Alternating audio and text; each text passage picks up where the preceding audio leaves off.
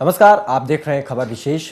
आज खबर विशेष ये है, और विशेष खबर इसे कहा जाए तो कोई गलत नहीं, क्योंकि अमित शाह बीजेपी के नए अध्यक्ष बन गए हैं। अध्यक्ष नहीं बल्कि बिग बॉस बन गए हैं। बीजेपी की कमान उनके हाथ में है और अब बीजेपी को और आगे ले करके जाना। और जिक्र करें अगर पिछले लोकसभा चुनाव का, तो बीजेपी को उत्तर प्रदेश में, जो कि सबसे महत्वपूर्ण राज्य था लोकसभा चुनावों के मद्देनजर, 71 सीटें, 80 में से 71 सीटें बीजेपी की झोली में अमित शाह ने डाली हैं और इसका पूरा का पूरा श्रेय अमित शाह को ही जाता है। उससे पहले जब नरेंद्र मोदी जी ने उन्हें उत्तर प्रदेश का प्रभारी बनाया था, तब ये बातें सोचने के लिए उठी थी और पार्टी में भी ये सवाल उठा था कि अमित शाह को ही क्यों भेजा जा रहा है उत्तर प्रदेश। उनके ऊपर काफ़ी कुछ आरोप भी इससे पहले क्योंकि लग चुके हैं। 2010 में मोदी मंत्रिमंडल से उन्हें बाहर होना पड़ा था। ये तमाम सारी बातें थी, इसीलिए पार्टी के अंदर से भी सवाल उठने लगे क्यों उन्हें उत्तर प्रदेश भेजा जा रहा है। लेकिन इन सब सवालों को धता बताते हुए उन्होंने उत्तर प्रदेश में ऐसी सफलता बीजेपी को दिलाई है जो पहले कभी नहीं किसी भी दल को नहीं मिली। तो चर्चा करेंगे, लेकिन उससे पहले आपको ये रिपोर्ट दिखाते हैं।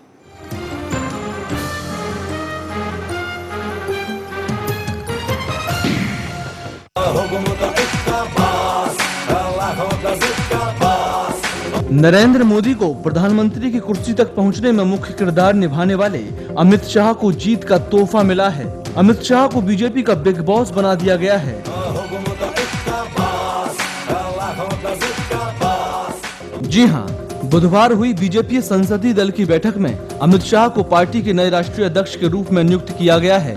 ये वही अमित शाह हैं जिन्हें लोकसभा चुनाव से पहले गुजरात से उत्तर प्रदेश भेजा गया था और अमित शाह ने लोकसभा चुनाव में चली मोदी की लहर को सुनामी की शक्ल देते हुए पार्टी को यूपी में ऐतिहासिक जीत दिलाई थी।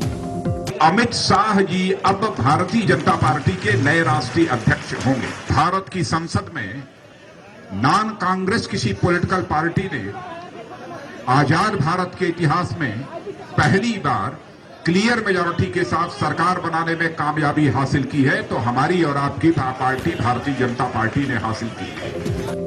पार्टी का हर कार्यकर्ता और नेता अमित शाह के अध्यक्ष बनने से खुश है, लेकिन पार्टी को दिए सहयोग और अपनी राजनीतिक योग्यता के दम पर पार्टी प्रमुख बने अमित शाह के सफर में कई मुश्किलें भी आईं। चलिए एक नजर डालते हैं अमित शाह की मुश्किलों से भरे उस सफर पर, जिस पर से गुजरते हुए अमित शाह ने एक मुकाम को हासिल किया। 2004 में शाह पर लगा फर्जी एनकाउंटर का आरोप। 24 जुलाई 2010 में शाह को मोदी मंत्रिमंडल से इस्तीफा देना पड़ा। 25 जुलाई 2010 में एक बार फिर शाह को सीबीआई ने फर्जी एनकाउंटर मामले में गिरफ्तार किया। 29 अक्टूबर 2010 को जमानत पर रिहा हुए। 2010 में ही सुप्रीम कोर्ट के आदेश पर गुजरात छोड़ना पड़ा। अमित शाह 2012 में फिर गुजरात वापस लौटे। 2013 में अमित शाह बीजेपी के महासचिव बनाए गए। 20 मई 2013 में ही अमित शाह को यूपी का प्रभारी बनाया गया।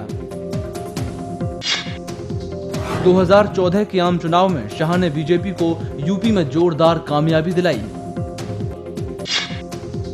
9 जुलाई 2014 को अमित शाह को बीजेपी राष्ट्रीय अध्यक्ष नियुक्त किया गया।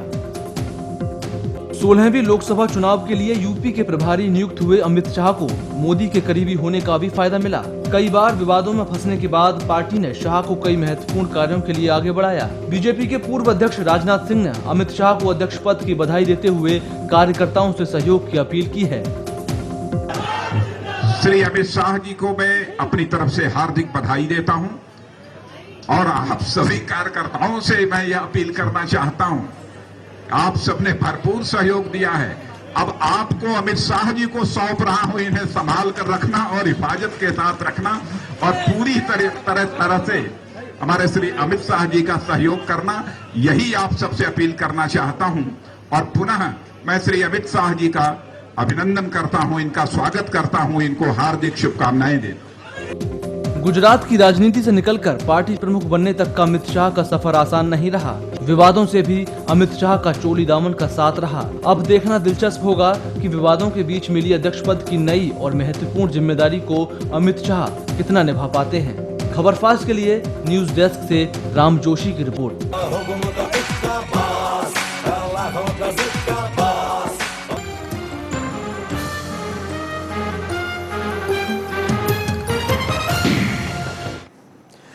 चलिए इस विशेष खबर पर आज बात करते हैं। मेरे साथ स्टूडियो में बीजेपी के राष्ट्रीय प्रवक्ता वीरेंद्र सिंह चौहान मौजूद हैं। वीरेंद्र जी, स्वागत है आपका खबर पास पर। शुक्रिया।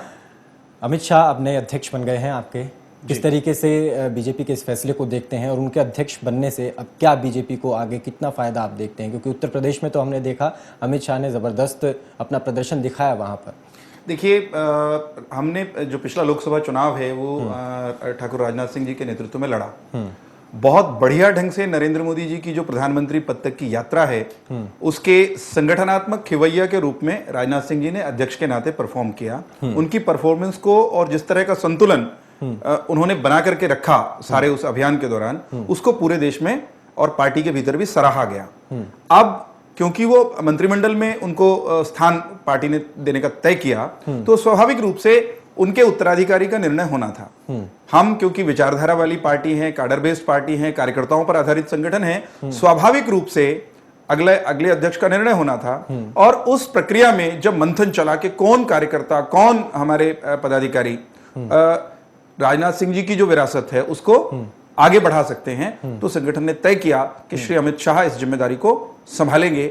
समूचे भारत में भारतीय जनता पार्टी के प्रत्येक कार्यकर्ता का चेहरा मैं आज देखता हूं कि वो खिला हुआ है। खिला तो हुआ वो जीत से भी है, खिला तो हुआ वो दिल्ली में हमारी, केंद्र में हमारी सरकार बनने के कारण भी वो जीत के उत्साह में है। तो अब कार्यकर्ता को अधिक उत्साह इसलिए है कि अपेक्षाकृत रूप से एक यंगर और जो ऐसे शख्स के हाथ में पार्टी के संगठन की जिम्मेदारी आई है जो परफॉर्मर के रूप में देखे जाते हैं। सबसे कम उम्र के अध्यक्ष बने हैं जी, निश्चित रूप से 50 की आयु में अब तक के सबसे युवा भाजपा क्या अध्यक्ष कोई है। और विकल्प नहीं था या बीजेपी ने ठान लिया था कि अमित शाह को ही बनाना है? क्योंकि उत्तर प्रदेश में और नहीं और बल्कि पूरे भारत में जितनी सीटें बीजेपी ने जीती हैं उसमें से लगभग 130 सीटों पर अमित शाह ने सीधा संपर्क रखा बूथ लेवल तक।